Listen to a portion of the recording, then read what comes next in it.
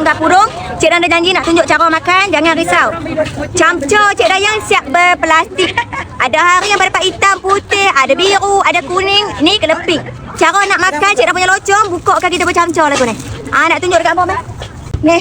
Buat dah nak tunjuk makan pula Cik Dayang nak tengok cara makan ni. Cara nak makan ni apa? Kacau. Bismillahirrahmanirrahim. Ya Allah, apa tengok nah dalam dia. Ni. Bulat-bulat Cik oi. Bulat gatal siput yang. Bismillahirrahmanirrahim. Cik Dayang bak mai salah Cik Dayang nak makan depan ampun ni duduk berdiri, sekali duduk kecam pula. Makan tak boleh duduk ke elok-elok. Nak tunjuk kat ampun sebab kat belakang tu gelap. Jadi apa tengok nah. Cik Dayang punya ni. Locong. Ni Cik Dayang kata 2 orang 3 orang boleh makan ni. Apa tengok? 2 orang 3 orang boleh makan. Tak banyak ke lagu ni? Kau banyak sangat. Dengan sebekas lagu ni 3 orang boleh makan, 2 orang boleh makan. Kalau makan seorang boleh makan 2 kali. Bismillahirrahmanirrahim. Nah, ni nampak ni. Bismillahirrahmanirrahim.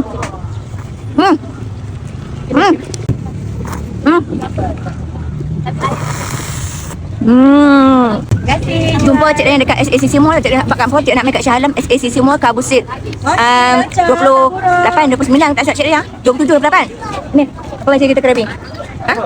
Mungkin banner dia link sikit kot nanti, tapi apa cara kita craving tak apa cara Cik Dayang. Okay, so jangan lupa sila kita jumpa orang-orang Shah Alam. Temu janji bersama-sama.